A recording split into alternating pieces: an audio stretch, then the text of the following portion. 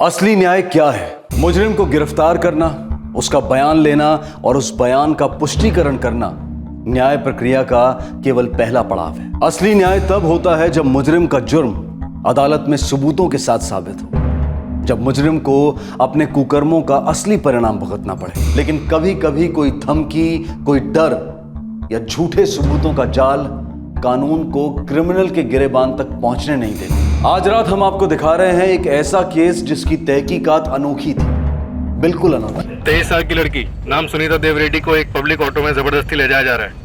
हमारे पास सिर्फ इतनी इन्फॉर्मेशन है कि इसमें एक रिक्शा का इस्तेमाल हुआ है और 3 लोग शामिल हैं। सुनीता वापस आ चुकी है, हम हॉस्टल के बाहर ही खड़े हैं। बहुत गहरे शौक में लगती है सर, एक वर्ड भी नहीं निकला मुंह से।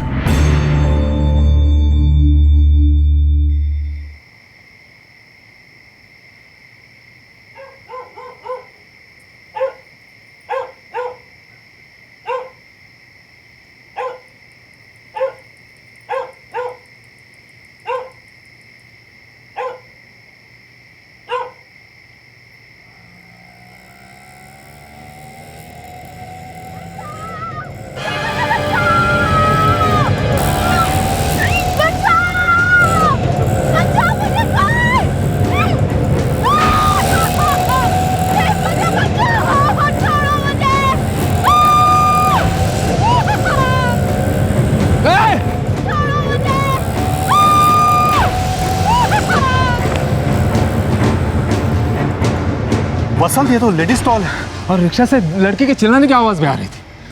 वो देखो, वहां पर्स गिरा।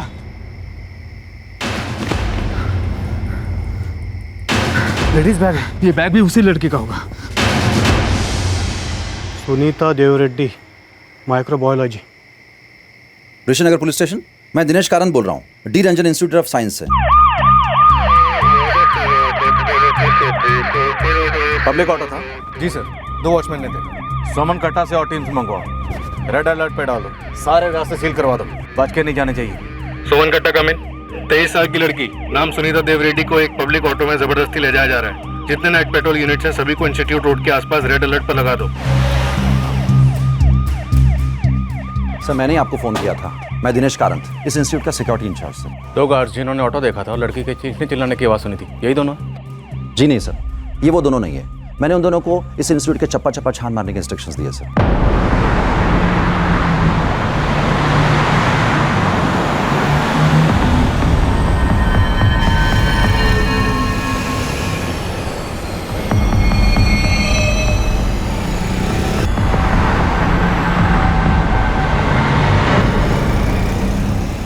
दो और टीम्स भेजो, कैंपस और बाहर के सर्च पार्टीज भी बढ़ा दो। पब्लिक ऑटो रिक्शा था। वो मेरी रूममेट है सर, मेरा नाम आयशा हैदर। आपके पास उसका मोबाइल नंबर होगा, आपने फ़ोन करके पूछा वो कहाँ है? उसका फ़ोन स्विच ऑफ आ रहा है, मैंने कई बार ट्राई किया। कब से स्विच ऑफ आ रहा है? बस तब से जब से दिनेश सर ने मुझे पूछा कि वो कहीं बाहर गई है। हेलो, मैं दिनेश कारंत बोल रहा हूँ, सिक्योरिटी इंचार्ज। जी सर। सुनीता देव रेड्डी तुम्हारी रूममेट कहीं बाहर गई है? जी सर, वो तो लाइब्रेरी गई है। कैंपस के 2 वॉचमैन ने मुझे अभी इन्फॉर्म किया है, शायद सुनीता को अगवा किया गया है। क्या? उन्हें सुनीता का पर्स मिला है और आई कार्ड भी। देखो, तुम फिक्र मत करो, मैं अभी पुलिस को इन्फॉर्म कर रहा हूँ। बस तुम उसके मोबाइल पर फोन करो, शायद उससे बात हो पाए। मैं उसे अभी फ़ोन करती हूँ। मैंने तुरंत सुनीता का फ़ोन ट्राई किया, पर तब से फ़ोन स्विच ऑफ है।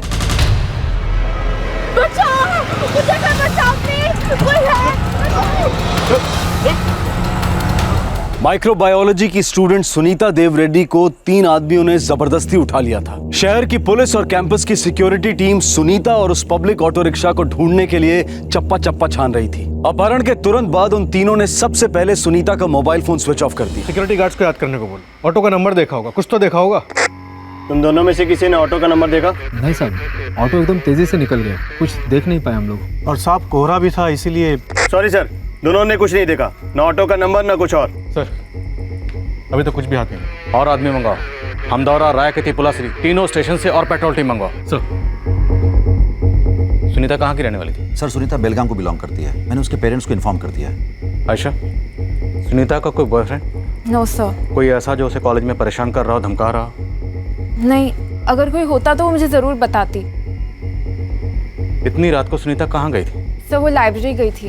लेकिन इतनी रात को? सर, वो एक्चुअली हमारे सेमेस्टर के एग्जाम्स चल रहे हैं, तो डिनर के बाद उसे कुछ बुक्स रिफर करनी थी। कॉलेज, लाइब्रेरी और हॉस्टल के बीच अपना कीमती वक्त बांटती होनहार स्टूडेंट सुनीता अपने हर एग्जाम को बेहद सीरियसली लेती थी। उस रात करीब 8:30 बजे सुनीता ने अपना डिनर खत्म किया।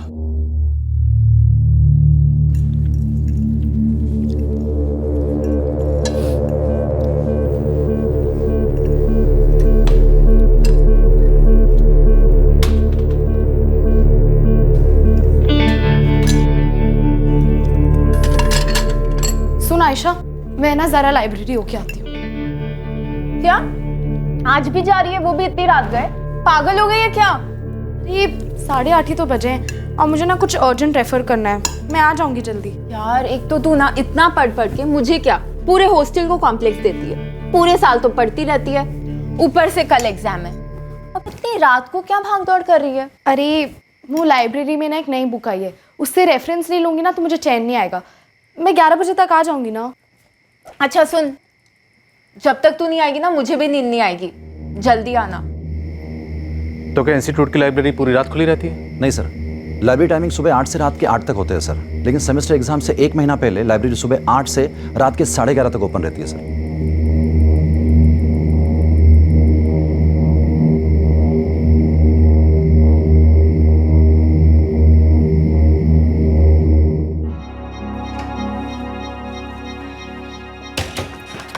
ये आपकी। Thank you ma'am.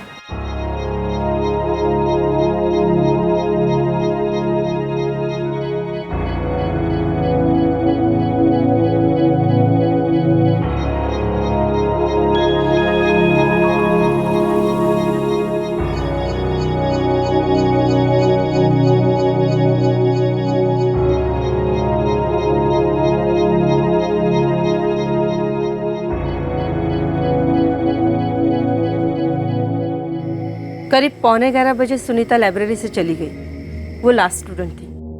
Thank you Pramila ma'am. हो गई पढ़ाई? जी। कल के एग्जाम के लिए all the best. Thank you. Good night. Good night. Sunita ने लाइब्रेरी से बाहर आने के बाद यहीं से ऑटो लिया होगा। क्या रात को यहाँ पर ऑटो खड़े रहते हैं? नो सर, यहाँ कोई ऑटो खड़े नहीं होते सर। सभी स्टूडेंट्स यहाँ से हॉस्टल तक पैदल ही लौटते हैं सर। हॉस्टल से लाइब्रेरी पैदल आने में तकरीबन 10-15 मिनट लगते होंगे। Correct sir. सबसे पहले फिजिक्स डिपार्टमेंट आता है सर, उसके पीछे रिधिमा गर्ल्स हॉस्टल। प्रमिला जी, हाँ? लाइब्रेरी 11:30 बजे तक खुली रहती है ना? जी। तो क्या आप 11:30 बजे तक लाइब्रेरी में ही थी? नो सर, सुनीता के जाने के बाद मैंने 11 बजे तक वेट किया। कोई स्टूडेंट नहीं आया। मुझे लगा अभी कोई आएगा भी नहीं, इसलिए लाइब्रेरी लॉक करके मैं क्वार्टर्स चली गई। सर, पूरा कैंपस 3 बार घूम गया, कुछ भी नहीं मिला। दिनेश जी, ये रोड सिर्फ इंस्टीट्यूट की रोड है या कॉमन रोड है? कॉमन रोड है, बाहर की गाड़ियाँ भी यहाँ से गुजरती है सर।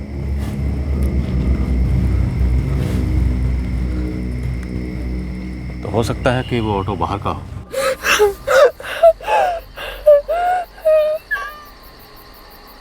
छोड़ देने का मतलब ही नहीं बनता। स्टूडेंट है, सबको बता देगी।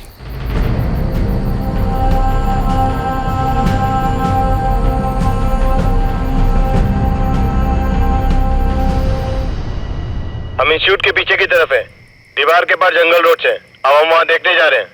सुनीता मैम, सुनीता आ गई।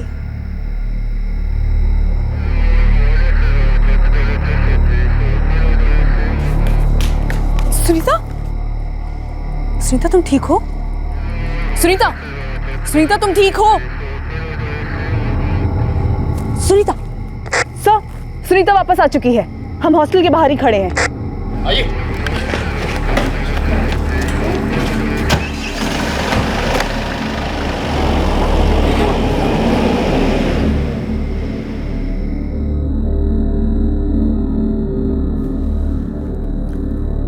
सुनीता, मैं जानता हूँ इस वक्त आपकी हालत ठीक नहीं है, पर क्या प्लीज़ आप हमें बता सकती हैं कि जो लोग आपको ऑटो में उठाकर लेके गए थे वो कौन थे, कहाँ लेके गए? प्लीज़ बताइए। आप वापस कैसे आए? सर, मुझे नहीं लगता सुनीता अब कुछ कहने की पोजीशन में। सर,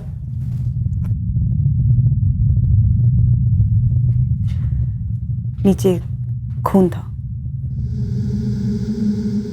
लगता है कुछ बहुत गलत हुआ है।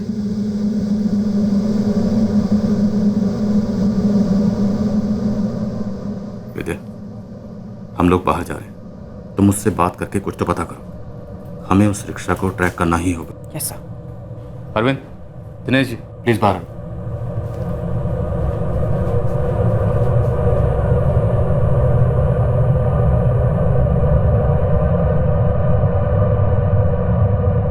जिन्होंने तुम्हारे साथ ये जो किया है, हम किसी को छोड़ेंगे नहीं, एक एक को सजा होगी।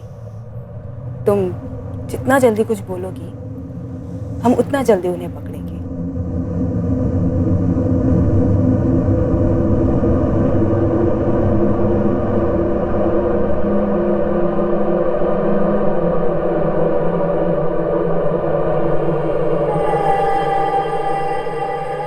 बहुत गहरे शौक में लगती है सर। एक वर्ड भी नहीं निकला मुंह से। होप उसके साथ कुछ उल्टा सीधा ना हुआ हो। यही जानने के लिए हमें उसका मेडिकल कराना बेहद ज़रूरी है, पर वो इस वक्त इतने गहरे सदमे में है कि हम उसे मेडिकल के लिए नहीं ले जा सकते। सर, सुनीता के पेरेंट्स कल सुबह पहुंच जाएंगे।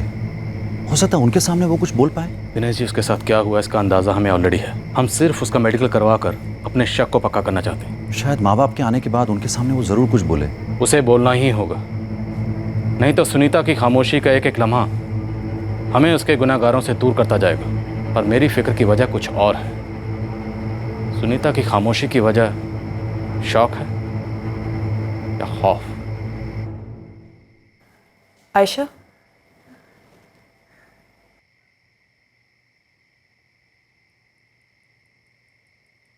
उसे नहाने मत देना और उसके मैले कपड़े धोने मत देना। क्यों?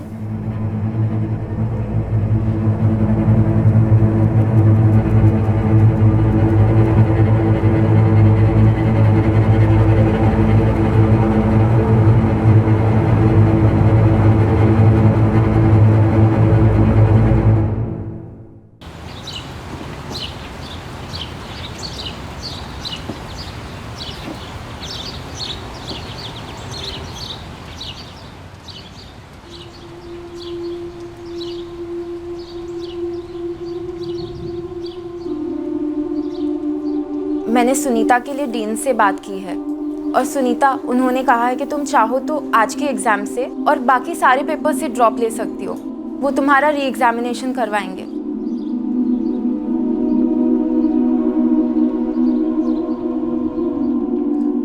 नहीं सर, एक शब्द भी नहीं निकला है मुंह से। और आंखों से आंसू तक नहीं। देखिए, आपकी बेटी के साथ कुछ बुरा हुआ, कुछ बहुत बुरा। पर क्या हुआ है ये जानने के लिए उसका मेडिकल एग्जामिनेशन करवाना बेहद ज़रूरी है। इसलिए मिस्टर और मिसेस देवरेड्डी, आपको कोशिश करनी होगी। सुनीता को हॉस्पिटल ले जाना होगा।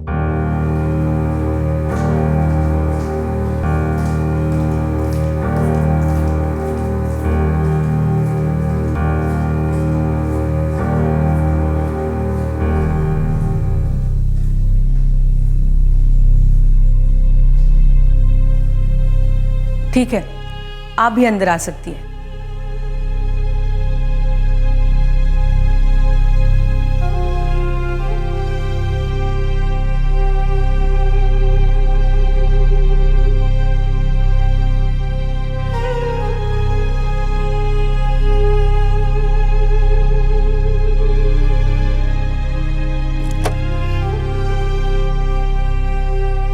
लड़की के साथ सेक्सुअल असॉल्ट हुआ है।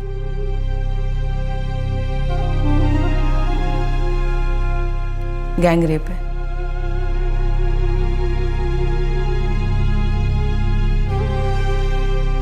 सुनीता, आपके साथ क्या हुआ हमें पता है, लेकिन जिन लोगों ने आपके साथ ये घिनौनी हरकत की है वो इस वक्त बाहर घूम रहे आज़ाद, जबकि उन्हें सलाखों के पीछे होना चाहिए।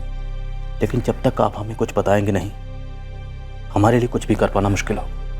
इसलिए आपका जो भी दर्द है, जो भी डर है, बस कुछ देर के लिए अपने से अलग करिए और हमें बताइए आपके साथ एग्जैक्टली क्या हुआ और कैसे हुआ।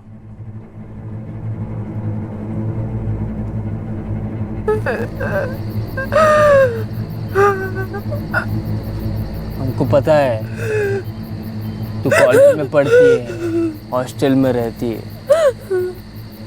अगर किसी को भी कुछ बोली ना तो टुकड़े टुकड़े कर दूंगा।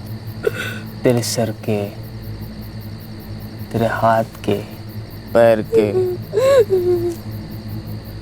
सबके। याद रखेगी ना तू? मैं किसी को कुछ नहीं बताऊंगी, मैं किसी को कुछ नहीं बोलूंगी। चलो उठ, रिक्शा में बैठ।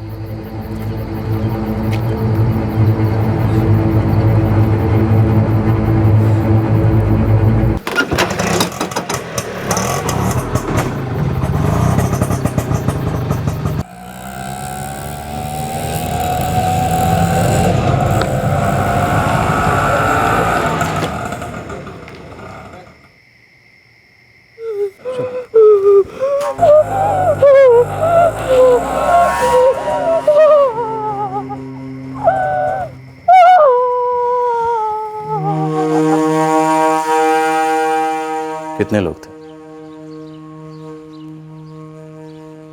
सुनीता? कितने लोग थे?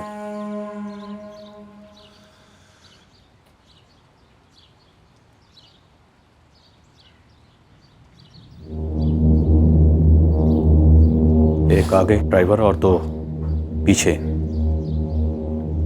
आपके साथ।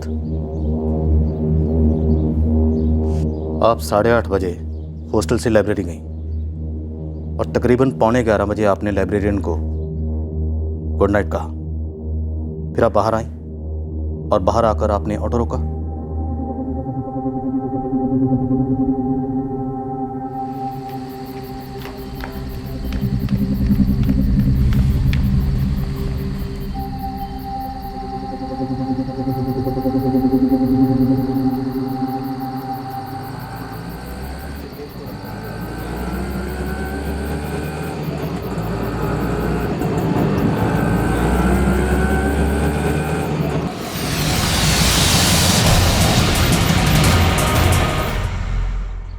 क्या आप उन लोगों को पहचानती हैं? उन तीनों में से किसी को भी आपने कभी पहले देखा था कहीं भी आते जाते? लड़ेगी ना, दोनों को दर्द होगा। अगर किसी को भी कुछ बोली ना तो हम तुझे हमेशा के लिए खामोश कर देंगे। सुनीता, याद करो उस ऑटो के बारे में, उन लोगों के बारे में, उस जगह के बारे में जहां वो आपको लेकर गए। प्लीज कुछ बोलो, प्लीज बोलो, क्योंकि वक्त निकला जा रहा है। सुनीता के साथ जो हुआ उसका गहरा सदमा लगा था उसे। ऊपर से उस धमकी ने सुनीता के गले को घोंट रखा था। उसकी जुबान पर खामोशी का ताला लगा हुआ था। इस ताले का खुलना बेहद जरूरी था, क्योंकि पुलिस को अब तक सिर्फ इतना मालूम था कि सुनीता को 3 लोग ऑटो रिक्शा में उठाकर कहीं ले गए थे और उन्होंने उसके साथ सामूहिक बलात्कार किया था। तहकीकात शुरू करने के लिए यह बहुत ही कम जानकारी थी, लगभग ना के बराबर। हमारे पास अभी तक इतनी इंफॉर्मेशन है कि वो 3 लोग थे, एक ऑटो ड्राइवर, 2 पीछे। उन 3 लोगों ने सुनीता को लाइब्रेरी से हॉस्टल जाते वक्त ऑटो में बिठाया। अब सवाल यह है कि बिठाया कैसे? लिफ्ट देकर या जबरदस्ती? सर, अगर लिफ्ट ऑफर किया होता तो इसका मतलब ये होता कि वो जो 2 पैसेंजर थे वो शायद सुनीता की पहचान के थे। पहले उन्होंने लिफ्ट ऑफर किया, उसके बाद रेप किया, फिर शायद ऑटो वाले ने भी साथ दिया होगा रेप में। सर, अगर वो लोग सुनीता के पहचान के नहीं भी थे और उसे जबरदस्ती उठाया तो शायद उन्हें पता था कि सुनीता उस वक्त लाइब्रेरी से आने वाली है। अगर पहचान वाले नहीं थे तो कैसे पता चलता? सर, मैंने सुनीता की रूममेट आयशा से बात की थी। उसका कहना है कि सुनीता अक्सर रात में लाइब्रेरी में पढ़ने जाया करती थी। सर, वैसे तो लगभग पिछले 1 हफ्ते से सुनीता रोज लाइब्रेरी जा रही थी, लेकिन परसों वो काफी देर से गई। सुनीता पे हमला करने वाले 3 लोग थे। क्या ऐसा हो सकता है उसमें से एक या फिर 2 उसके जानने वाले हों? शायद इंस्टीट्यूट के कोई स्टूडेंट हों जिन्होंने उसे लिफ्ट ऑफर की हो और उसके रोज के शेड्यूल के बारे में भी जानते हो कि वो हर शाम या रात को लाइब्रेरी जा रही है। आई एम सॉरी सर, इस सब के बारे में मैं कुछ नहीं कह सकती। सुनीता ही बेस्ट पर्सन होगी आपको ये सब बताने के लिए। हाँ आयशा, लेकिन सुनीता कुछ बोल नहीं रही है, एकदम खामोश है। सुनीता खामोश है, लेकिन इसका मतलब ये नहीं है कि हम भी खामोश बैठेंगे। सुनीता के असली गुनाहगारों तक पहुंचने के लिए हमें सुनीता को बुलवाने की कोशिश जारी रखनी होगी। अरविंद, एक काम करो, जितने रिक्शा यूनियंस हैं सबके लीडर्स को यहाँ हाजिर करो। इससे पहले कि रिक्शा के अंदर वालों को इसकी जानकारी मिले, हमें रिक्शा को ढूंढ निकालना होगा। सर। विद्या, लड़की को बुलवाने की कोशिश करती रहो। मैं जानता हूँ वो लड़की चुप है, कुछ नहीं बोल रही है, लेकिन इसका मतलब ये नहीं है कि हम उस लड़की के बोलने का इंतजार करेंगे और कुछ नहीं करेंगे। जितनी जल्दी हो सके हमें इस केस का खाता खोलना है।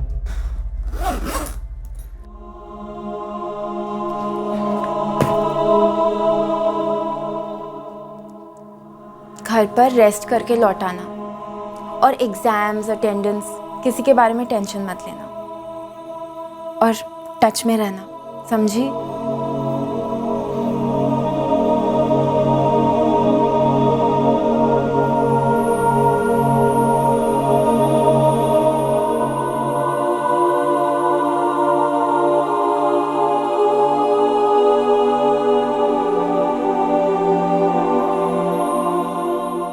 बागलकोट में जितने भी रिक्शाज हैं वो सारे आप दोनों के यूनियंस के अंडर आते हैं? हाँ साहब, मेरे यूनियन में 140 ऑटो है। और सर मेरे यूनियन में आज की डेट में 223 है। सर, सुनीता की रूममेट आयशा का फोन आया था। सुनीता अपने माँ बाप के साथ घर जा रही है। उसे फोन करके समझाओ कि जब तक इन्वेस्टिगेशन पूरी नहीं होती वो लोग नहीं जा सकते। जी सर। अरविंद, अगर जरूरत पड़ी तो खुद जाकर मनाओ उन्हें। हमें उन तीनों आरोपियों को किसी भी सूरत में पकड़ना ही है। अब सुनीता को कुछ बोलना ही पड़ेगा।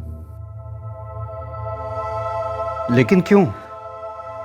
आपको तो मालूम ही है कि मेरी बेटी किस हाल में है। हाँ सर, लेकिन आपको ये भी समझना चाहिए कि आपकी बेटी के साथ ऐसा हुआ कैसे, किसने किया ये सब।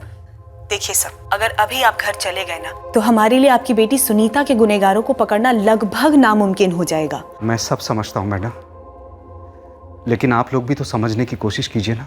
मेरी बेटी इस वक्त एक शब्द बोलने की हालत में नहीं है। अगर वो यहाँ रहेगी तो उसकी हालत और खराब होती जाएगी।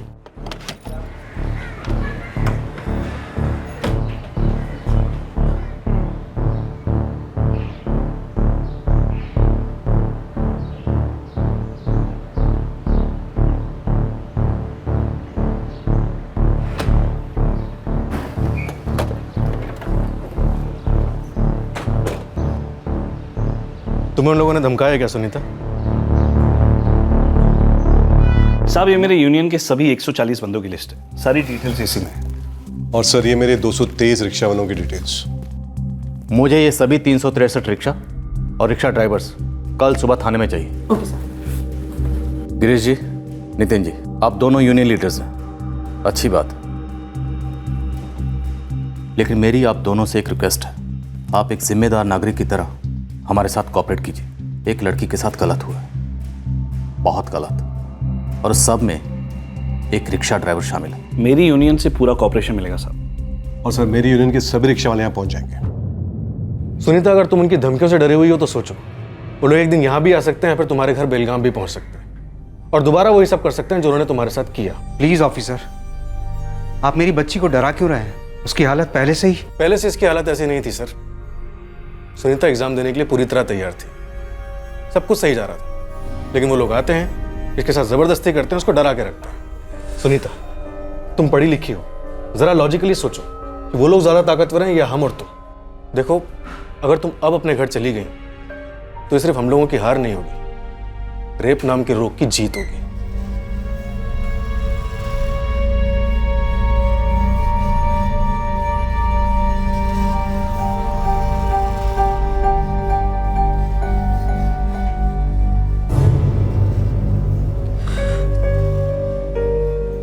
मैं घर नहीं जाऊंगी सर। गुड, अब अपने दिमाग से सारा डर निकाल दो। देखिए, आप इसके साथ यहीं रुकिए और इसका अच्छे से ख्याल रखिए। किसी भी चीज की जरूरत पड़े तो हमें बताइए। अब वो लोग बच नहीं सकते।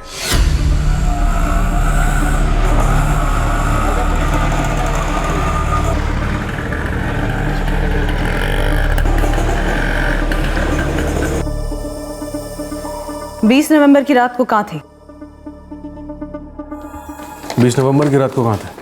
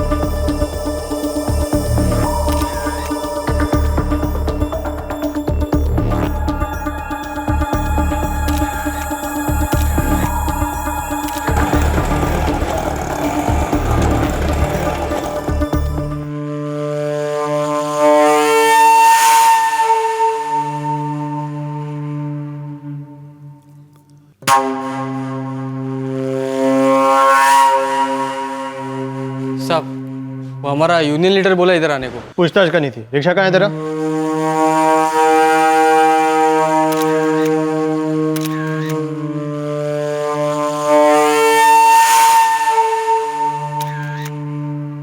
पेपर और बिल्ला लेके साहब से मिल ले जा।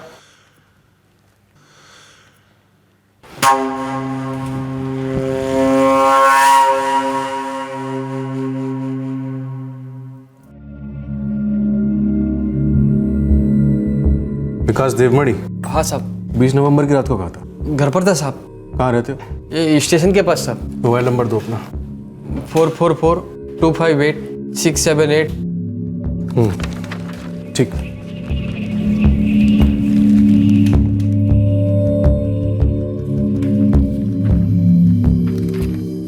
सर हर रिक्शा वाले से क्वेश्चनिंग करी, पूरे 363 रिक्शा वाले, और हर रिक्शा को अंदर से भी स्कैन किया। कहीं आउट ऑफ सिटी का कोई रिक्शा तो नहीं था? प्रॉब्लम ये है कि हमारे पास रिक्शा की कोई आइडेंटिफिकेशन भी तो नहीं है। और सर ऑटो ड्राइवर्स ने जो कहा है वो सच है, झूठ है, क्या है? सर ये कहना थोड़ा सा इम्पॉसिबल है, क्योंकि सुनीता ने अभी तक उस रिक्शा या फिर उन 3 लोगों के बारे में कुछ भी नहीं बोला है। अच्छा किया जो तुमने सुनीता को रोक लिया, लेकिन क्या सुनीता अपनी खामोशी तोड़ेगी? सर उसकी आंखों ने तो बोलना शुरू कर दिया है, जुबान भी जल्दी शुरू कर देगी।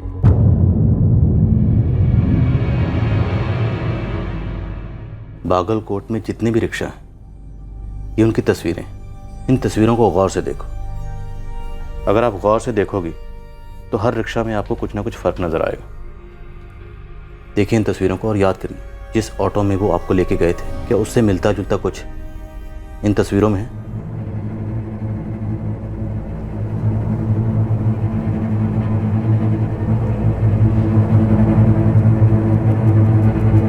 बचाओ मुझे, कोई बचाओ प्लीज।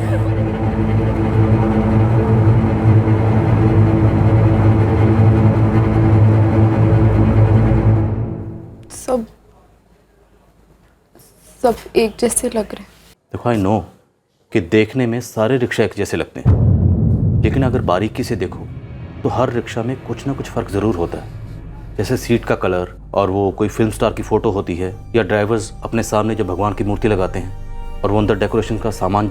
एक मिनट मैं दिखाता हूँ, ये देखो, जैसे ये एक स्टिकर है और एक स्टिकर ये है ना, दोनों अलग अलग। इसी तरह से हर ऑटो में कुछ ना कुछ फ़र्क होता है। अपने जहन पर जोर डालो और याद करने की कोशिश करो, क्या इन तस्वीरों में वो ऑटो है जिस ऑटो में वो आपको लेके गए थे?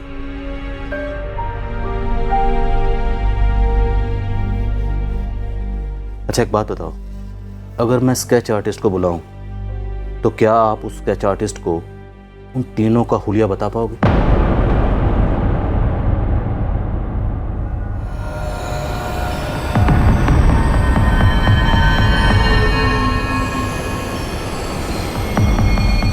डरो मत, बिल्कुल भी मत डरो। अब वो लोग आपका कुछ नहीं बिगाड़ सकते।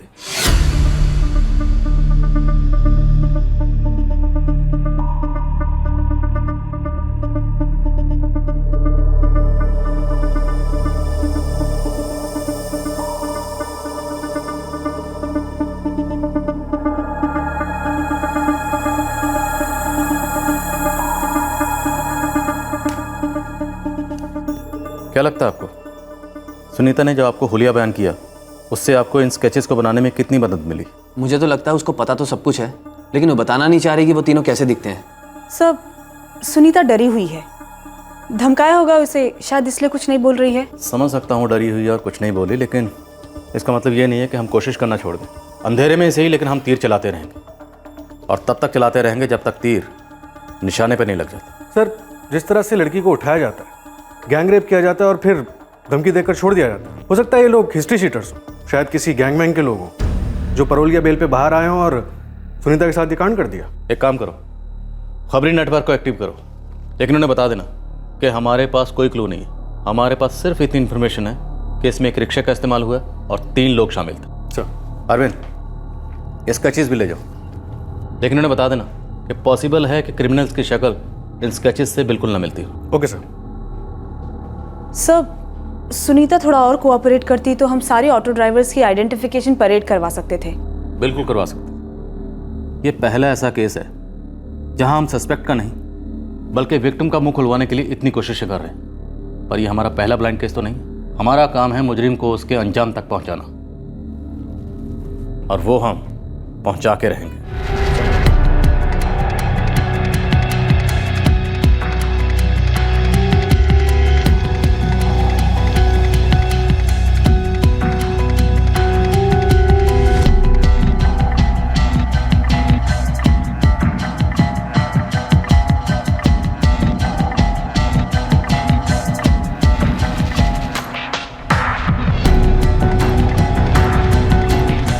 हाँ भाई हिस्ट्री शीटर्स, 20 नवंबर की अपनी हिस्ट्री और ज्योग्राफी दोनों बताओ। कहाँ थे, क्या कर रहे थे?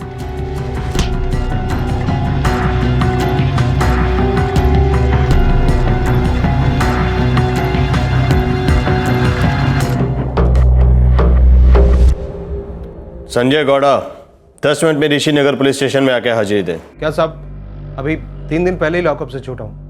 अभी तो घर से बाहर भी नहीं निकला हूँ। कोई बात नहीं, समझ नाइट वॉक के लिए निकला है, वैसे भी 3 दिन में घर में बैठा बैठा बोर हो गया होगा। वो सब क्या फोन पे बात नहीं हो सकती क्या? हो सकती तो फोन पर ही करता ना। तू जल्दी से इधर आता है या मैं आऊँ तुझे लेने को उधर? ठीक है साहब मैं आता हूँ।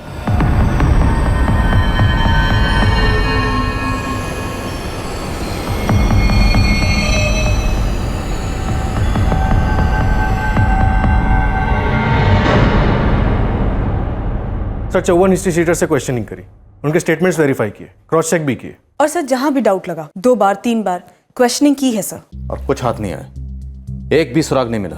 एक बात है सर, थोड़ी अजीब। बोलो। सर एक हिस्ट्री शीटर है संजय गौड़ा, परसों बता रहा था 3 दिन पहले जेल से छूट कर आया है। मैंने कॉल किया, बोला आज आप बात करनी है, नहीं आया सर। ठीक है साहब मैं आता हूँ। मैंने आज दोबारा कॉल किया सर, फिर से बित्तू के बहाने बनाने लगा। क्या रे संजय गौड़ा, बहुत मस्ती चढ़ी है, आता हूँ बोल के आया नहीं अभी तक। सॉरी सर, वो अचानक से मुझे इधर मैंगलोर आना पड़ा।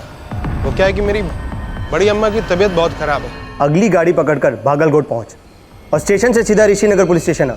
इस बार टाला तो बहुत बुरा फंसेगा। नहीं सर, मैं बस 1 घंटे से मैं निकलता हूँ इधर से। नहीं आया सर, और आज मोबाइल स्विच ऑफ करके बैठा है। क्या हिस्ट्री है संजय गौड़ा की? सर चोरी के केसेस में 2 बार जेल काट चुका है और झूठ बोल रहा था कि 3 दिन पहले जेल से छूट के आया है। हो सकता है किसी और केस में इन्वॉल्व हो और पुलिस से डर रहा हो। होने को तो ये इस केस में भी शामिल हो सकता है। हो सकता है। कोई फोटो है संजय गौड़ा की? सर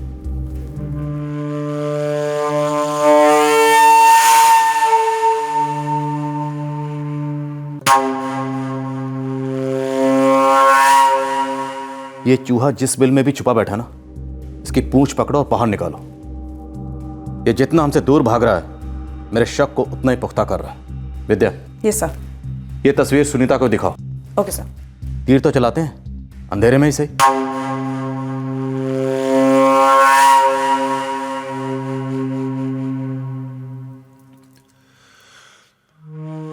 अगर तूने अपना मुंह खोला ना तो हम तुझे हमेशा के लिए खामोश कर देंगे।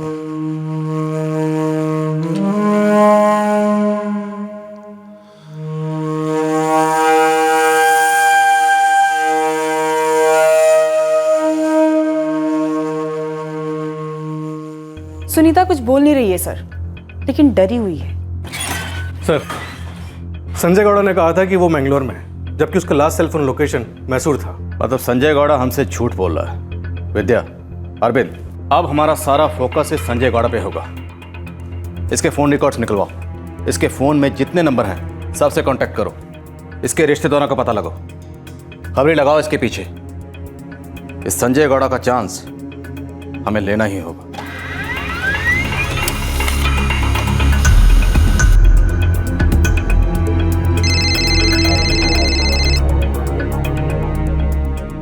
हाँ राजू बोल। वो हिस्ट्री शीटर है ना संजय गौड़ा, कुछ मिला उसके बारे में? हाँ साहब, उसके 2 दोस्त थे, एक जीतू धारवाड़कर और दूसरा ललित पड़की। दोनों भी टपोरी है साहब। और वो संजय ने जीतू से कुछ बात की थी, बोला था कि उसने कुछ बड़ा कांड किया।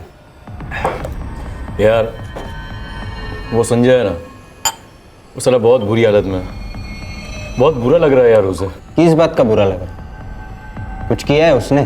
कांड हुआ ना। कांड मतलब वो इंस्टीट्यूट वाला जो लड़की को उठाकर रेप हुआ था?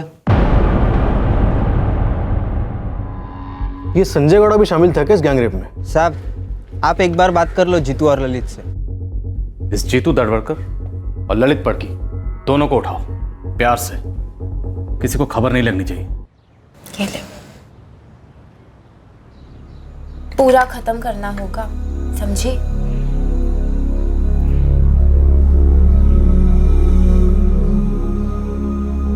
सुनीता, तू पुलिस के साथ कोऑपरेट क्यों नहीं कर रही?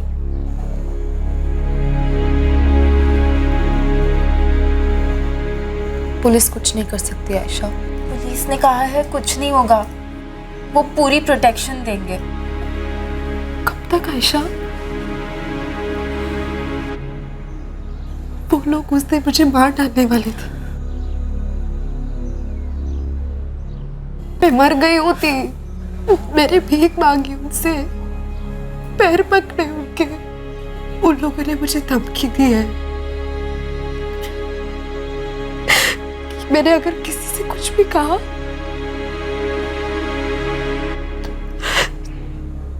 तो जान से मार डालेंगे वो।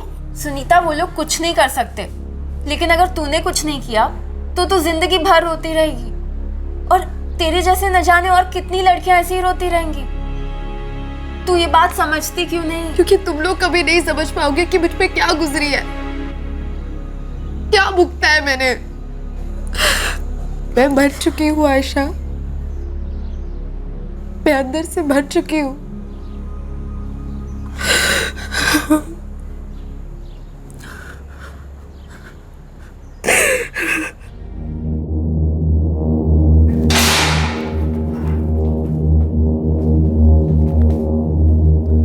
तो तुम लोग बता रहे थे कि तुम्हारे दोस्त संजय गौड़ा को बुरा लग रहा था, क्यों बुरा लग रहा था उसे? सब उसने जो किया वो, उस बात का उसे बहुत बुरा लग रहा था। सब वो बहुत पछता भी रहा था। क्या किया था उसने? क्यों पछता रहा था वो? क्योंकि उसने एक लड़की को ऑटो में उठाया और 2 लोगों के साथ मिलकर उसका बलात्कार किया। हाँ साहब। ए संजय, क्या है बे? इतना टेंशन में क्यों है तू? वो पुलिस स्टेशन से फोन आया था, बुला रहे, मैं जा नहीं रहा हूँ। अबे तुझे क्यों बुला रहा है बे? तू जा क्यों नहीं रहा है? वो जिन जिन का पुलिस रिकॉर्ड है ना, उन सबको बुला रहे। हाँ पता है यार, वो इंस्टीट्यूट वाला कांड हुआ है ना यार, बहुत गलत हुआ है यार। वो बेचारी लड़की यार अपना मुंह भी नहीं खोल रही है यार। ए संजय, तुझे इसके बारे में कुछ पता है क्या? इसलिए नहीं तू जा रहा पुलिस स्टेशन? ए बोलना यार संजय, तुझे मालूम है क्या ये साला रेप किया किसने यार? अब मतलब अपने पहचान में से कोई है क्या? उस रेप केस में 3 लोग थे, उन 3 में से एक मैं तो साला। 2 दिन पहले संजय गौड़ा ने तुम लोगों को बताया कि वो सुनीता के बलात्कार में शामिल था, लेकिन तुम लोग सुनकर चुपचाप बैठे हो। साहब वो हमें पता नहीं था कि वो सच बोल रहा है कि झूठ बोल रहा है। साहब वो इतना पिया हुआ था, हमें लगा ऐसे ही कुछ बड़बड़ा रहा है। इतना बड़ा कांड करके कोई बड़बड़ाता है क्या? अगर वो पिए हुए था, तुम लोगों ने जानने की कोशिश की कि वो सच बोल रहा है झूठ बोल रहा है? अभी बोलो ना साहब, मारना मत। जो जानते हो सब सच बोलो, वरना तोड़ के रख दूंगा। उस दिन उसके साथ 2 लोग और कौन थे? संजय, तेरे अलावा उस रेप केस में और 2 जन कौन थे? विकास देवमनी और गोविंद हेगड़े। साहब हम सच कह रहे हैं, हमें नहीं मालूम था कि संजय सच बोल रहा है या हमें गोली दे रहा है। साहब हमें तुम लोग मिले कहाँ पे? बार उस रात इतना मजबूत पिया ना, मतलब होश ही नहीं था।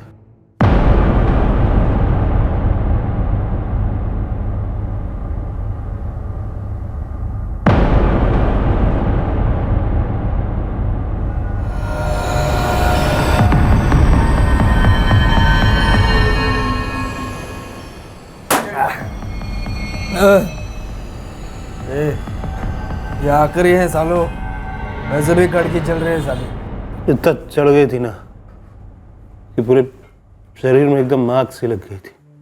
जो ये शराब से मिटने वाली नहीं थी।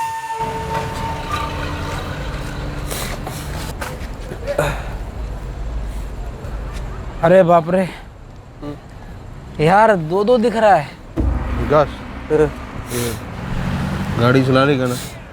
मैं गाड़ी क्या, मैं घोड़ी भी चला लूंगा। वैसे बुरा नहीं है, और इस टाइम में अगर कोई लड़की मिल जाए ना तो नशे का मजा एकदम डबल। मेरे पास तो रोकड़ा है नहीं, वरना ने विकास के नाम पे उधार दिया। हीराबाई की लड़कियां उसके नाम पे हीराबाई उधार नहीं देंगी। बस सालों तुम लोग की ना ये लड़की की बात छेड़नी नहीं, अब तो तलब लग गई। तेरा इरादा क्या है बे? काम कर, वो एक राउंड मार दे इंस्टीट्यूट में, चल के देखते हैं, क्या पता मुकद्दर में कोई कॉलेज की एकदम मस्त लड़की मिल जाए। चल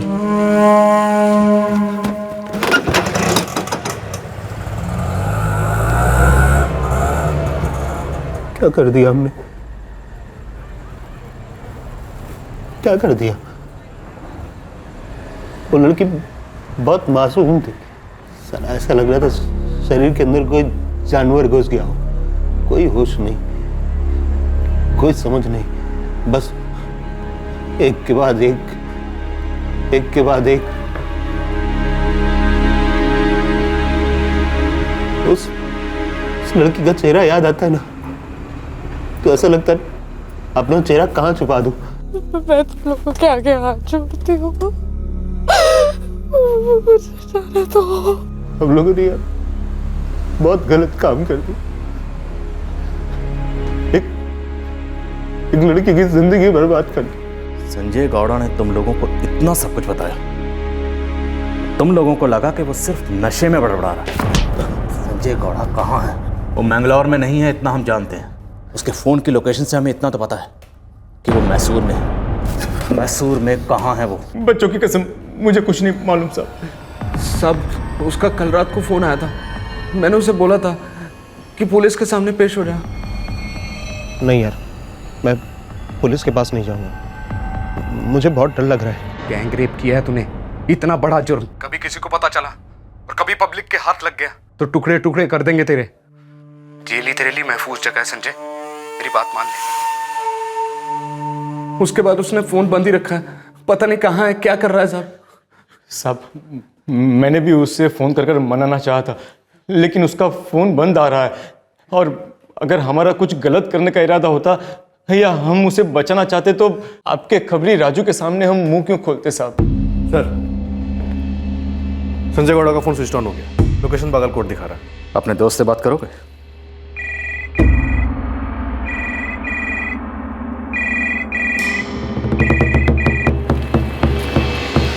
हाँ बोल। क्या सोचा तूने? किस बारे में? पुलिस के सामने पेश होने के बारे में। तुझे क्या पुलिस ने उठा लिया है क्या? हाँ, इस वक्त हम साहब के सामने हैं। और देख यार संजय, साहब ने कहा है कि अगर तू यहाँ पर आकर अपना जुर्म कबूल कर लेगा ना तो बहुत कम सजा होगी। देख यार संजय, अगर तू भागने की कोशिश करेगा ना तो तेरे साथ हम भी फंस जाएंगे। अरे हमने तो कुछ किया भी नहीं है यार। संजय गौड़ा, पीआई श्रीपद अयंगर बोल रहा हूँ। हेलो। काट दिया। इस संजय गौड़ा को जल्दी ट्रैक करो, विकास देवमणि और गोविंद हेगड़े को भी उठा लो। सर विकास देवमणि यहाँ आया था, हमने उससे पूछताछ भी की। ऑटो रिक्शा ड्राइवर है सर। जब वो यहाँ आया था तो अपना ऑटो रिक्शा लेकर आया था। मतलब आरोपी खुद चलकर हमारे सामने आया और हमारे हाथ से निकल गया, क्योंकि हमें पता ही नहीं था वो आरोपी। धर लो दोनों को।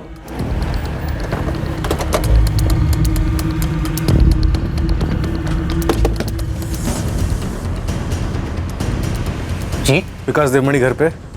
विकास चलो उठ। साहब साहब क्या हुआ साहब? साहब कुछ तो बोलो साहब, क्या किया मैंने? साहब कहाँ लेके जा रहे हैं मुझको साहब? लोकेश इसका ऑटो लेकर आओ। साहब साहब मेरे भाई को क्यों लेकर जा रहे हैं साहब? विकास साहब साहब मेरी बात सुनो ना साहब।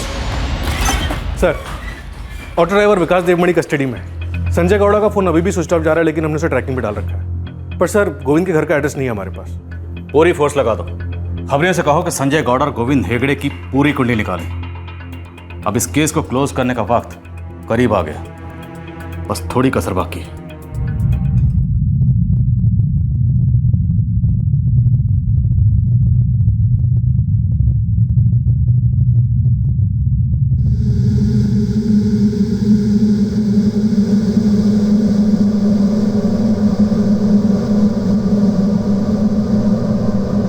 पीड़ित सुनीता देव रेड्डी हैरान रह गई थी कि उसकी चुप्पी के बावजूद भी कैसे पुलिस ने उसके तीनों गुनहगारों को पहचान लिया था और उनमें से एक को गिरफ्तार भी कर लिया था। ऑटो ड्राइवर विकास देवमनी पुलिस की हिरासत में था।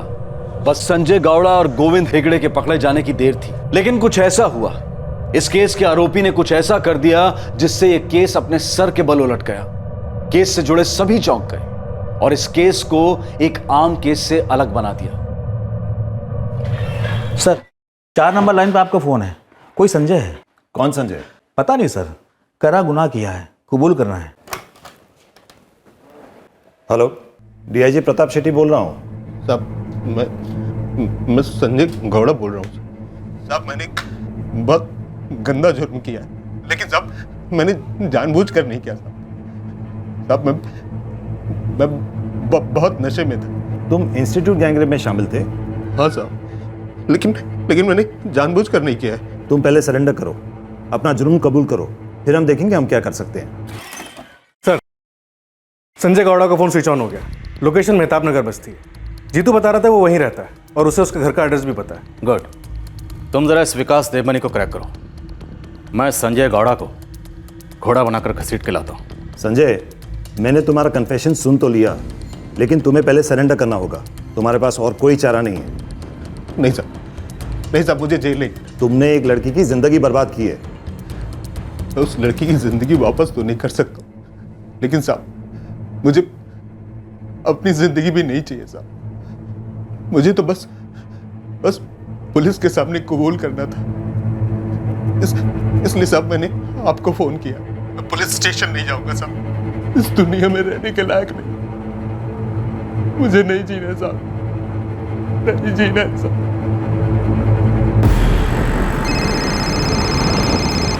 सर, भयंकर इंस्टीट्यूट गैंगरेप का अक्यूज संजय गौड़ा, उसने मुझे कॉल किया। जी सर, हम उसी को उठाने जा रहे हैं, मेहताब नगर बस्ती। जल्दी पहुंचो ऑफिसर, वो सुसाइड की धमकी दे रहा है। उसे ये मौका मत देना। Yes sir. मैं चप्पा फुल स्पीड।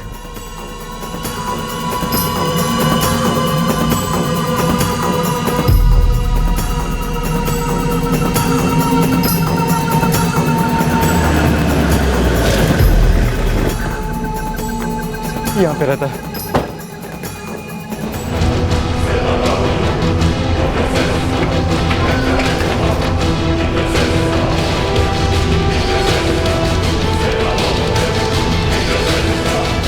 सर, ये कर रहा है।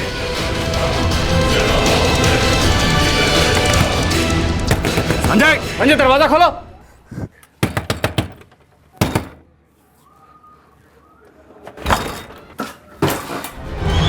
सर, अगर ये संजय होश में आता है तो इसका कन्फेशन ले लेते हैं। विकास देवमनी की क्या रिपोर्ट है? टूट नहीं रहा है सर, एक ही बात पे अड़ा हुआ है। इन सब में इन्वॉल्व नहीं है। नहीं साहब, नहीं साहब, मैंने कुछ नहीं किया साहब। मुझे फंसाया जा रहा है साहब। मैं सच कह रहा हूँ साहब, मैं घर पर ही था साहब। मेरे भाई को भी पूछ लो सब, चंदन को, कसम से साहब। ऑटो रिक्शा कस्टडी में ले लिया सर।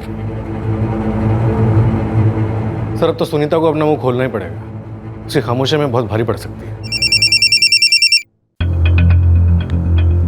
हेलो सही, तीसरा आरोपी गोविंद हेगड़े ट्रेस हुआ है सर। कहाँ? सर, मालती नगर में। लेकिन एक प्रॉब्लम है सर। कैसी प्रॉब्लम? सर, उसने अपने एक दोस्त असलम को फोन किया और असलम ने हमें फोन करके बताया है कि सर गोविंद हेगड़े सुसाइड करने जा रहा है। क्या? नहीं रे असलम, मैं पुलिस के सामने नहीं जाऊंगा।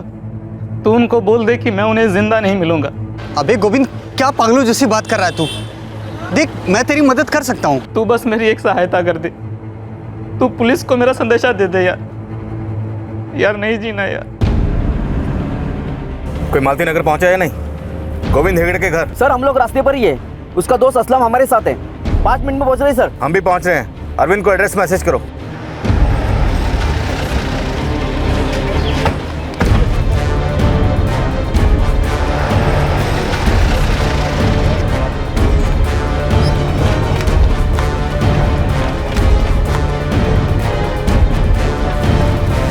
हाँ, ये गोविंद का घर। गोविंद, गोविंद दरवाजा खोलो। सर गोविंद दरवाजा नहीं खोल रहा है।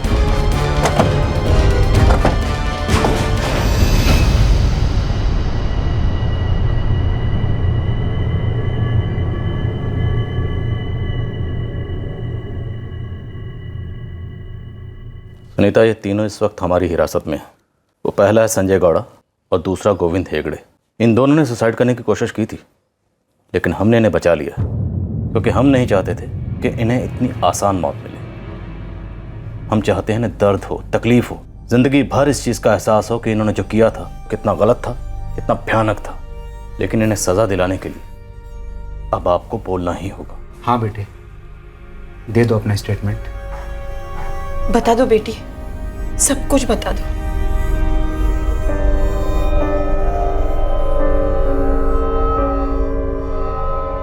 संजय और गोविंद ने अपना गुनाह कबूल कर लिया,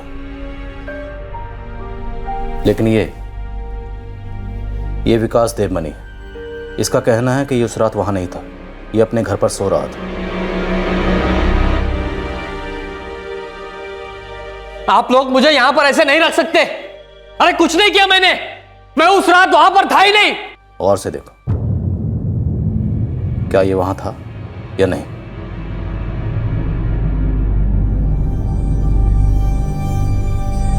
नहीं था। इन तीनों के साथ साथ हमने उस रिक्शा को भी कस्टडी में ले लिया है जिसमें वो आपको उठाकर ले गए थे। बस अब एक बार, सिर्फ एक बार इन तीनों को आइडेंटिफाई कर लीजिए और उस रिक्शा को आइडेंटिफाई कर लो। फिर हम चार्जशीट फाइल करेंगे, मुकदमा चलाएंगे और ये तीनों जिंदगी भर जेल में सड़ेंगे। लेकिन अब भी अगर आप आगे नहीं आए और मुंह नहीं खोला तो हमें मजबूरन इन्हें छोड़ना पड़ेगा। प्लीज अपना बयान दे दो, अपने लिए, कानून के लिए, समाज के लिए। प्लीज अपना स्टेटमेंट दे दो, प्लीज।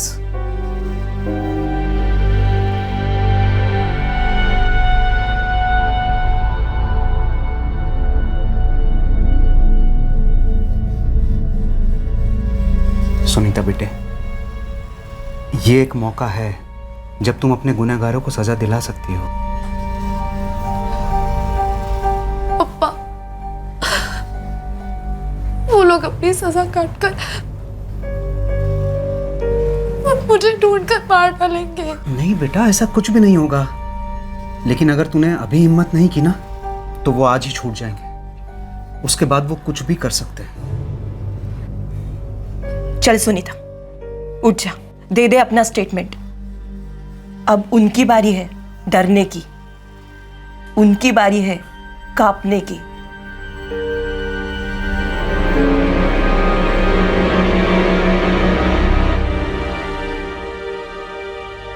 गैंगरेप के दो आरोपी संजय गौड़ा और गोविंद हेगड़े अपनी जान देने चले थे, लेकिन पुलिस ने उन्हें बचा लिया ताकि उन्हें उनके किए की सजा मिल सके। संजय गौड़ा और गोविंद हेगड़े दोनों कह रहे थे कि उन्हें अपने किए पर पछतावा है।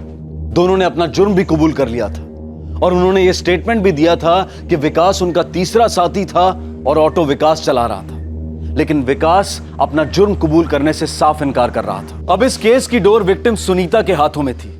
या तो वो बयान देकर अपने आप के लिए न्याय पा सकती थी, या फिर वो डर की काल कोठरी में बैठकर अपने आप को दर्द की उम्र कैद दे सकती थी।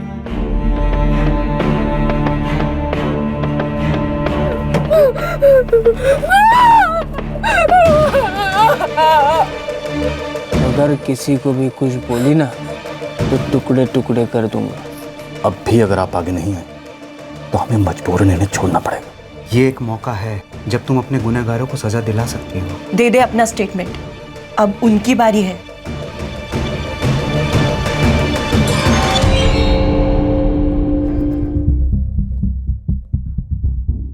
सुनीता के बयान के मुताबिक उसके साथ रेप करने वाला वो तीसरा शख्स विकास देवमनी ही था। लेकिन सर, विकास तो अड़के बैठा है कि वो शामिल नहीं था। लेकिन ये तो पक्का है सर, उसके ऑटो रिक्शा का इस्तेमाल हुआ है। सब सुनीता ने अपने बयान में विकास के ऑटो रिक्शा के अंदर की एक एक डिटेल दी है।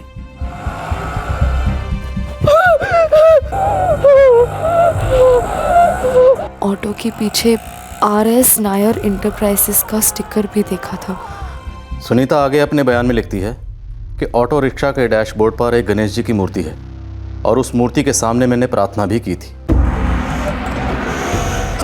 सर, विकास के ऑटो में ना तो गणेश जी की मूर्ति है और ना ही कोई RS नायर एंटरप्राइजेज का स्टिकर लगा है।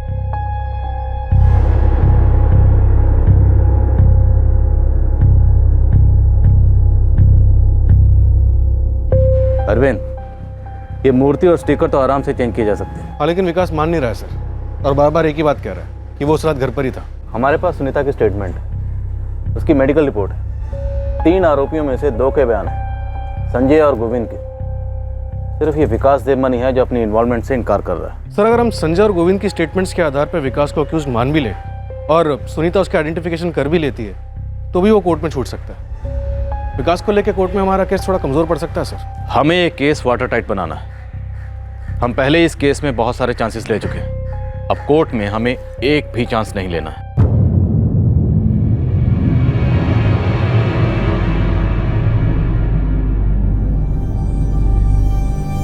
आओ सुनीता, चलो।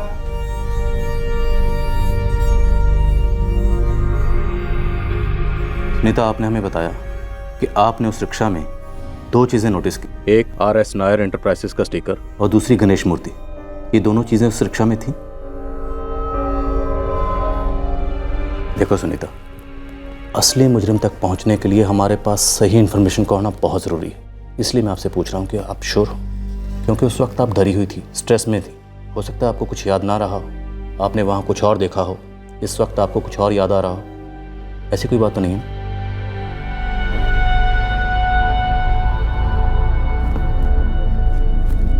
इन दोनों फोटो को ध्यान से देखो। क्या ये थी? नहीं सर, ये नहीं थे। मुझे बहुत डर लग रहा है अम्मा, मुझे ये सब देख कर वो रात याद आ रही है। Okay, relax. हम आपको और स्ट्रेस नहीं करेंगे, कुछ नहीं पूछेंगे आपसे। रिलैक्स।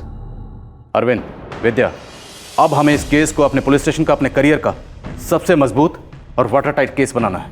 इसलिए हम एक भी सुराग नहीं छोड़ेंगे। किसी भी बयान या सबूत में शक की कोई गुंजाइश नहीं रहनी चाहिए। इन तीनों आरोपियों की 20 नवंबर की रात से लेके आज 29 नवंबर तक मुझे हर घंटे की रिपोर्ट चाहिए। उनकी एक भी मूवमेंट, एक भी हरकत मिस नहीं होनी चाहिए, क्योंकि अब इस केस में छोटी सी छोटी डिटेल भी बहुत मायने रखती है। Am I clear?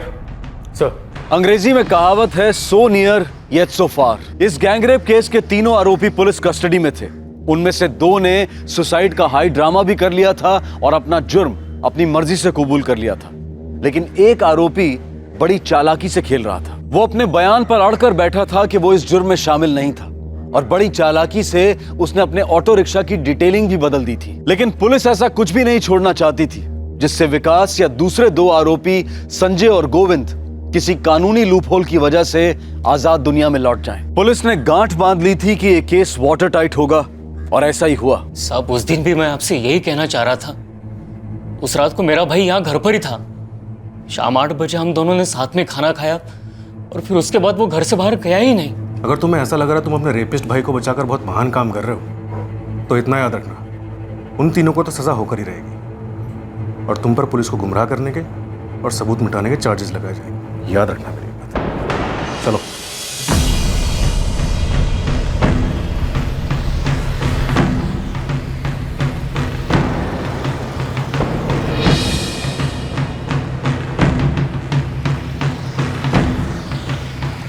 सब ये चंदन देवमनी शादीशुदा है, उसे 5 साल का एक बच्चा भी है, और उसकी बीवी और बच्चा उसके बीवी के मायके में।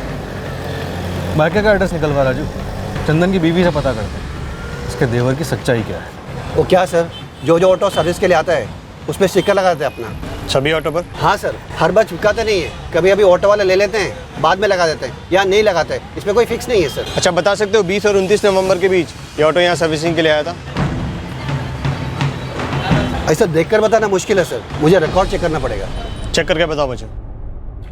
हाँ साहब, पक्का। संजय ने मुझे बताया था कि वो लोग किसी बार में बैठे थे, उन्होंने खूब पी थी साहब, और वहां से वो इंस्टीट्यूट रोड भी गए थे।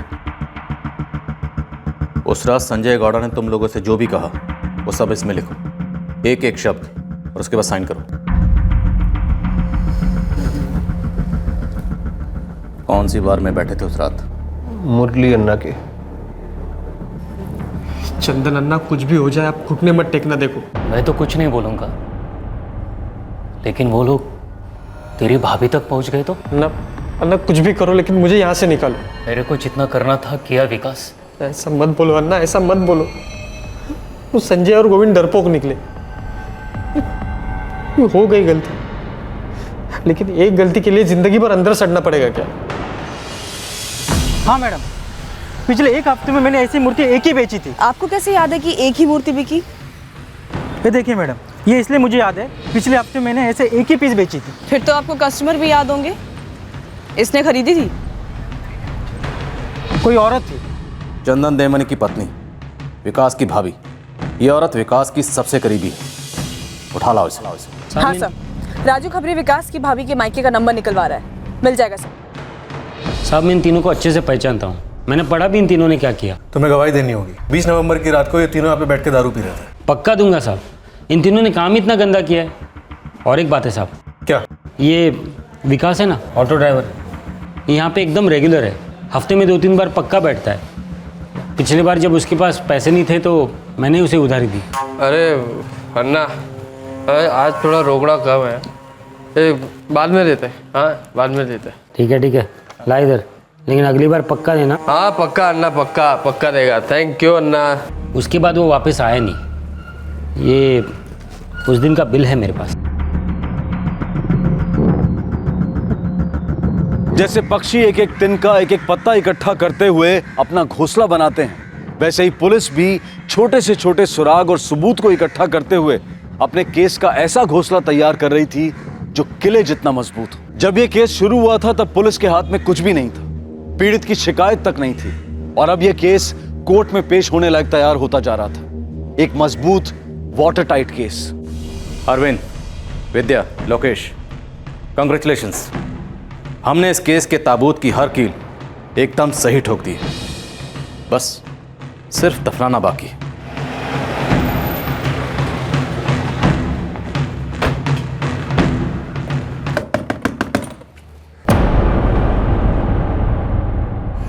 डर लग रहा है? डरना भी चाहिए, क्योंकि तुम्हारी जिंदगी अब खतरे में है। क्या बोल रहे हैं साहब? वही जो तुम्हारी पत्नी भागीरथी ने हमें बोला। वो मेरे पति ने मुझे भेजा था देवी माँ की मूर्ति खरीदने के लिए। क्यों भेजा था मालूम है? नहीं मालूम साहब, उसने मुझसे कहा कि मूर्ति लेके आओ। विकास के ऑटो में से गणपति जी की मूर्ति निकाली और कहा उतनी बड़ी होनी चाहिए। समझी ना कैसी मूर्ति? हाँ जी हाँ, समझ गई। कितनी बार एक ही बात बोलेंगे? ये विकास के ऑटो की गणपति जितनी बड़ी ना। लेकिन आप बता क्यों नहीं देते कि आपको देवी की मूर्ति क्यों चाहिए? तू बस लेकर आ, सवाल ना कर इतने। उस दुकानदार ने भी तुम्हारी पत्नी को पहचान लिया। हाँ मैडम, यही औरत थी, साथ में एक बच्चा भी था, 4-6 साल का लड़का। अब अगर इस सब में तुम्हारी पत्नी भी शामिल हुई तो तुम पति पत्नी दोनों जेल में सड़ोगे, और तुम्हारे किए की सजा भुगतेगा तुम्हारा मासूम बच्चा। बोलो, सच क्या है? तुम अकेले थे या तुम्हारी पत्नी भी इसमें शामिल थी?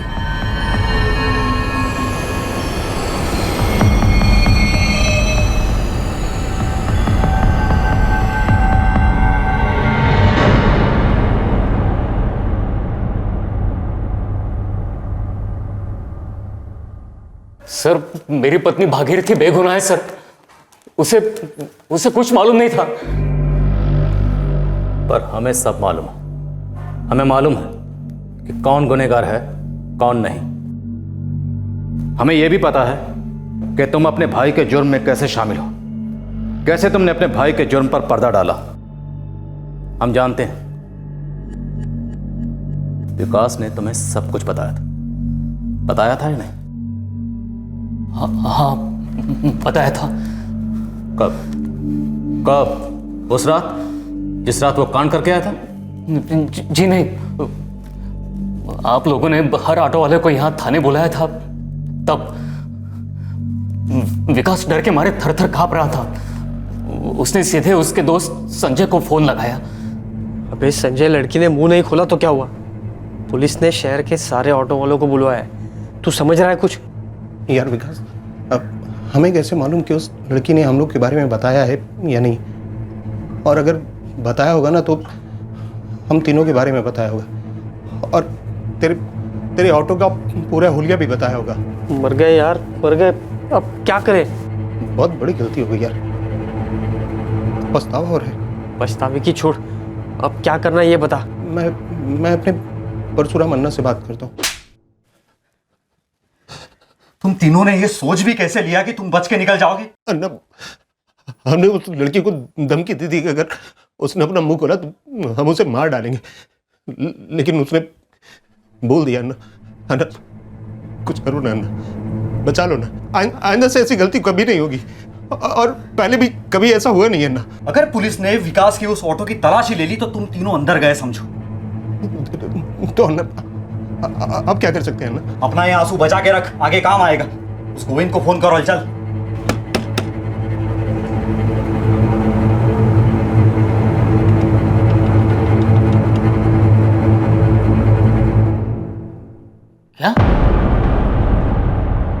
क्या कर दिया सालों तुमने?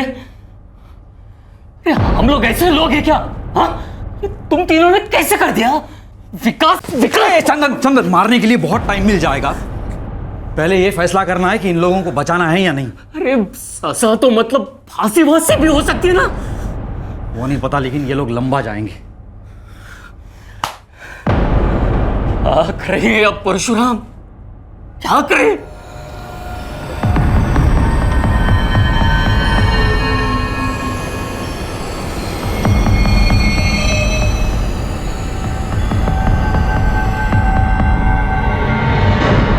पहले तो ऑटो को अच्छे से साफ करना होगा। धो डालो अंदर बाहर से, हैं?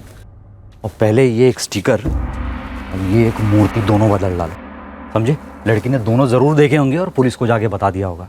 पूरा नक्शा बदल डालो, लगना ही नहीं चाहिए वो गाड़ी। सर्विसिंग वगैरह सब करना, पैसे लगेंगे, और ये स्टिकर और मूर्ति के भी। मैं एक प्रिंटर को जानता हूँ, उसका ऑटो स्पेयर पार्ट का दुकान है और उनके पास गराज स्टिकर बनाने का काम भी आता है। तो स्टिकर लिया उससे, हाँ? और इसके लिए जितना भी पैसा लगेगा लगा दो। मेरे पास तो कुछ भी नहीं है। मैं अपनी बहन से थोड़े कुछ पैसे उधार ले सकता हूँ। 2,500 किस लिए? अक्का, वो नौकरी के लिए ना म्यूनसिपैलिटी में अर्जी दी है, तो वहाँ का साहब बोला कि 2,500 देगा तो नौकरी मिल जाएगी। गोविंद, 200-250 होते तो मैं दे देती, 2,500 तो बहुत है। अक्का कुछ करो ना, बहुत ज़रूरी है, आज ही चाहिए। गोविंद ने अपनी अक्का से 2,500 निकलवा लिए सर। फिर मैं मूर्ति लेने जा रहा था, तब संजय के बड़े भाई परशुराम ने मुझे रोक लिया। कहाँ जा रहे हो? वो मूर्ति लेने। तुम दोनों नहीं जाओगे? आप दोनों जाओगे? कैसे बच्चों वाली बात करता है चंदन। हम में से कोई भी नहीं जाएगा, एक भी सुराग मिलना नहीं चाहिए पुलिस को। हम किसी और को भेजते हैं। भागीरथी भाभी को भेजें?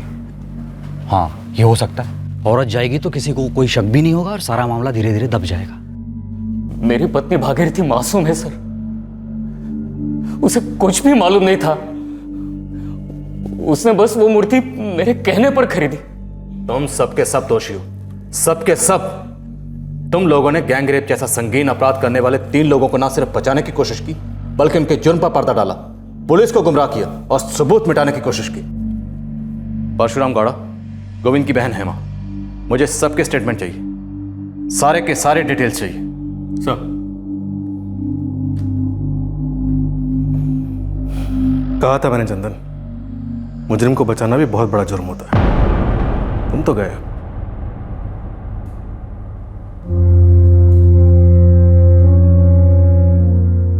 ऐसे संगीन जुर्म के शारीरिक घाव भले भर जाएं, पर मानसिक घाव लंबे अरसे तक तकलीफ देते हैं। ये बहुत ही दुर्भाग्य की बात है कि हमारे देश में औरतों के यौन उत्पीड़न के मामले दिन ब दिन बढ़ते जा रहे हैं, और दूसरी ओर समाज में औरतों के प्रति इज्जत घटती जा रही है। औरतों की गरिमा को छेड़ने वालों को, उन पर ऐसे भयंकर जुर्म करने वालों को कड़ी से कड़ी सजा देने की जरूरत है। वक्त आ गया है जब कोर्ट न सिर्फ मुजरिम के हक का ध्यान रखे, बल्कि पीड़ित के हक का भी ध्यान रखे। संजय गौड़ा, गोविंद हेगड़े और विकास देवमनी को आईपीसी की धारा 366 किडनैपिंग करने के लिए, धारा 376 डी सामूहिक बलात्कार करने के लिए, धारा 506 आपराधिक धमकी देने के लिए और धारा 34 ये सारे जुर्म एक ही मकसद से करने के लिए दोषी पाया गया। तीनों आरोपियों को आजीवन सश्रम कारावास की सजा सुनाई गई। हर एक आरोपी को 1 लाख रुपए जुर्माना भरने की सजा भी सुनाई गई। कोर्ट ने जुर्माने की रकम पीड़ित को मुआवजे के तौर पर दिए जाने का आदेश दिया। संजय गौड़ा के भाई परशुराम गौड़ा और विकास देवमणि के भाई चंदन देवमणि को आईपीसी की धारा 201 के तहत सबूत मिटाने के जुर्म में दोषी पाया गया। इन दोनों आरोपियों को 3 साल की सजा और साथ ही में हर एक को 5,000 का जुर्माना भरने की सजा सुनाई गई। सर, ऐसा नहीं है कि मैं बताना नहीं चाहती थी, लेकिन उनकी धमकी ने मानो मुझे पैरालाइज कर दिया हो। हम समझते हैं सुनीता, हम आपको दोषी नहीं ठहरा रहे। वो सिचुएशन ही ऐसी थी। आपकी जगह किसी भी बच्ची के साथ ऐसा हुआ होता तो शायद वो भी ऐसा ही करती। वो हादसा था ही इतना भयानक। सर, मैं जानती हूँ मेरी खामोशी के कारण आपको क्या क्या करना पड़ा, लेकिन मैं उस डर के चंगुल से निकल ही नहीं पा रही थी। उस रात वो मुझे मार डालने वाले थे, या शायद मार भी देते। खुदा ना खास्ता उन्होंने ऐसा किया होता तो वो दुनिया के किसी भी कोने में छुपे होते, तब भी हम उन्हें ढूंढ निकालते। तब उन्हें उम्र कैद नहीं, फांसी की सजा होती। सुनीता, जुर्म चाहे सोच समझ के किया जाए या एक पल के जोश में, पकड़े सभी जाते हैं। बस जरूरी सिर्फ इतना है कि विक्टिम उस जुर्म के डर में, उस जुर्म की याद में पकड़ा और जकड़ा ना रहे। खैर, जो हुआ उसे एक बुरा सपना समझ के भूल जाओ। अब आने वाले वक्त के बारे में सोचो।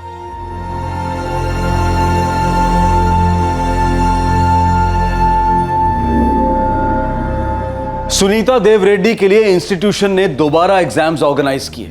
उसे अच्छे मार्क्स मिले और अब वो अपनी जिंदगी में सेटल हो चुकी है। और इस केस के सारे मुजरिम इस वक्त जेल में अपने किए की सजा काट रहे हैं। इस केस ने बहुत ही मजबूती से यह साबित किया कि क्राइम नेवर पेस। इस केस में पुलिस के हाथ में क्या था? कुछ नहीं। इस केस में मुजरिमों ने सबूतों को मिटाने के लिए क्या कुछ नहीं किया, पर आखिरकार जुर्म को कानून के सामने घुटने टेकने पड़े। इस केस में पुलिस टीम की शिद्दत और दृढ़ निश्चय सराहनीय है। साथ ही कोर्ट का फैसला भी सराहनीय है, जहां मुजरिमों ने अपनी सजा को कम करवाने के लिए अलग अलग पैंतरों का इस्तेमाल किया, जैसे आर्थिक जिम्मेदारियां, बूढ़े माँ बाप की देखभाल वगैरह वगैरह। लेकिन कोर्ट टस से मस नहीं हुई और एक सटीक फैसला सुनाकर औरतों की सुरक्षा और गरिमा की हिफाजत के पक्ष में एक ठोस कदम उठाया। इस केस में एक और विषय उठा था, जब मुजरिमों ने पश्चाताप होने का दावा किया और बलात्कार जैसे अमानवीय जुर्म को शराब के नशे के जिम्मे डाल दिया। हमने पहले भी ये बात रखी है और दोबारा रख रहे हैं कि नशा इंसान के रिफ्लेक्सेस बदल सकता है, उसके मूल चरित्र को नहीं। बलात्कार के लिए नशे को जिम्मेदार ठहराना वही वाली बात हो जाती है जहां एटम बॉम्ब के लिए विज्ञान को जिम्मेदार ठहराया जाए। इसी विचार के साथ हम आपसे विदा लेते हैं। अब क्राइम पेट्रोल सतर्क में आपसे मुलाकात होगी अगले शुक्रवार को। याद रखें, कल यानी कि 6 दिसंबर को क्राइम पेट्रोल सतर्क का एपिसोड टेलीकास्ट नहीं होगा। तब तक सतर्क रहें, सुरक्षित रहें और देखते रहें क्राइम पेट्रोल सतर्क। सबक एक को सीख हम सबको। जय। इस तरह के और भी एपिसोड देखने के लिए हमारे चैनल को सब्सक्राइब करें और बेल आइकन दबाना ना भूलें।